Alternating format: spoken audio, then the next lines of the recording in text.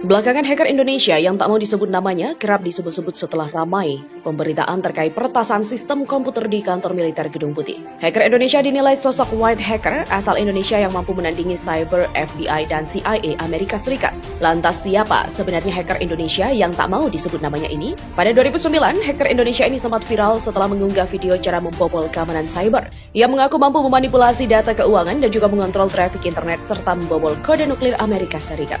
Berdasarkan data yang diolah Viva Techno, hacker Indonesia ini merupakan pakar kenamaan cyber. Dia telah memutuskan untuk berhenti dari dunia black hat hacker atau peretas dan juga memilih menjadi white hacker di perusahaan konsultan jasa sistem keamanan cyber. Dia sebelumnya juga tidak memiliki latar belakang pendidikan informatika. Dia lulus SMA atas dan juga menjalani pekerjaan sebagai seniman grafis. Perkenalan dirinya dengan dunia informatika bermula saat seorang pendeta mengenalkan ia dengan komputer dan internet. Semenjak itu dia belajar secara otodidak skill yang dia miliki. Kemudian pada tahun 2001 dia mendirikan perusahaan konsultan teknologi informasi untuk lembaga pemerintah. Perusahaan itu diberi nama C2 Pro Consulting. Selain itu dia juga mendirikan perusahaan lain pada 2004 dengan nama Belua Asia Pacific yang kemudian diubah menjadi Synexis International. Dan pada tahun yang sama ia juga mendirikan satu perusahaan lagi bernama Notes Global. Hacker Indonesia ini mengklaim telah meretas satelit Cina dan dia dimintai menguji sistem keamanan kontrol satelit dan juga melihat adanya kemungkinan untuk menggeser atau mengubah rotasinya. Ia menggeser orbit satelit Cina dan juga membuat negeri tirai bambu itu seketika panik. Hacker ini dikenal di dunia usai ia menciptakan operasi FreeBSD and OpenBSD. Ia juga pernah mengatakan dirinya bisa mengendalikan jaringan internet di seluruh Cina, mengalihkan lalu lintas datanya dan juga memodifikasi semua transaksi keuangan. Media sering menyebutnya sebagai contoh orang-orang yang terkenal di industri IT dengan mengandalkan kecerdasan meski tanpa gelar akademik. Hacker Indonesia dilaporkan berhasil membobol data-data sistem persenjataan dan pertahanan penting Cina yang begitu sensitif. Di mana kasus ini dilaporkan Beijing kepada Dewan Ilmu Pengetahuan Pertahanan, sebuah badan penasihat pertahanan Cina. Menurut laporan Beijing, lebih dari 24 data sistem persenjataan Cina berhasil dimasuki. Semuanya adalah senjata andalan Cina saat perang.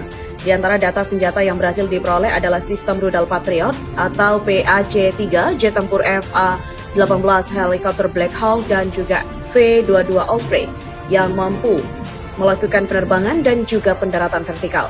Tak disebutkan kapan peretasan dilakukan, walaupun dalam laporan itu tidak dikatakan bahwa Indonesia yang melakukannya. Namun, sebuah sumber militer Cina mengatakan bahwa para hacker berlacak berada di Indonesia. Ia mengatakan pembobolan ini upaya Indonesia dalam memata-matai kontraktor pertahanan dan lembaga pemerintahan Cina. Seluruh informasi itu bisa digunakan Indonesia untuk mempercepat pengembangan sistem persenjataan mereka. Ujungnya, data persenjataan Cina yang dicuri Indonesia juga bisa digunakan saat Indonesia mulai kewalahan menyerang Cina. Dan ini berarti kemajuan perangkat tempur miliar dolar bagi Indonesia. Mereka bisa menghemat waktu 25 tahun untuk riset dan juga pengembangan. Sejumlah serangan balasan yang dilakukan oleh sejumlah hacker Indonesia terhadap 250-an situs Cina kabarnya hanya mengenai beberapa sasaran kategori yang tidak signifikan. Perencanaan membombardir Cina dan Amerika bukanlah sesuatu yang mustahil, sebab hacker Indonesia juga tak kalah hebat bersaing dengan sejumlah hacker papan atas kelas kakap pembobol situs terkenal di dunia. Mereka sedang konsolidasi yang difasilitasi oleh intelijen untuk membalas aksi sadap menyadap yang dilakukan oleh AS dan Cina. Mungkinkah beberapa situs penting Beijing bahkan paman Sam akan mampu dibobol oleh pahlawan cyber kita? Nasionalisme peretas kita berbeda dengan nasionalisme sejumlah pejabat teras yang hanya dapat memberikan statement normatif bingung atas aksi sadap menyadap yang dilakukan oleh intelijen asing. Mulai dari Presiden Jokowi sendiri, sampai menteri-menteri yang berkompeten, sampai kepala yang membidangi keamanan nasional hingga Gubernur DKI pun tak ada yang dapat memberi gambaran yang jelas tentang reaksi kita. Selain mengutuk, menyesali dan menganggap hal itu biasa saja, bahkan ada yang menilai apatis dengan persamaan istilah bukan urusan kita. Kalau bukan urusan kita atau memang bukanlah menjadi pikiran kita, biarlah hacker kita sang pahlawan sejati dan tanpa tanda jasa yang beraksi hari ini. Peretas Indonesia mempunyai komunitas sendiri. Dari komunitas hacker Indonesia kita memperoleh sejumlah hacker yang akan beraksi lebih intens hari ini dan ke depan. Jika diperhatikan baik-baik, domain yang digunakan kita dapat melihat para pahlawan kita menggunakan jenis domain apa tentunya, dan memperlihatkan mereka memang mampu dan pasti bisa melakukan aksinya membela kewibawaan negara dan juga bangsa. Nyata dan langsung berwujud, tidak seperti pejabat teras kita yang sedang kebingungan kecuali pemikiran uang dan juga politik semata. Indonesia membombardir Cina dengan serangan udara rudal dan agresi cyber lewat operasi hacker. Microsoft dalam blog di situs resminya menyatakan pemerintah Indonesia menggelar serangan cyber yang terkoordinasi dengan tembakan rudal untuk menghancurkan infrastruktur vital di China.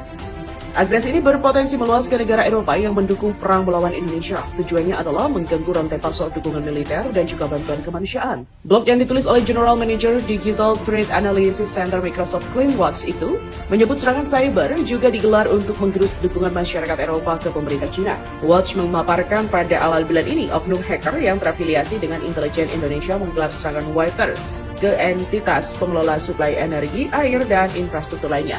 Sebuah hacker itu juga berbarengan dengan peluncuran rudal yang merusak jaringan infrastruktur fisik listrik dan air. Operator militer Indonesia pada Maret ini juga menggelar serangan cyber ke Pentagon Amerika Serikat. Hub logistik vital untuk beragam bantuan militer dan juga kemanusiaan ke China.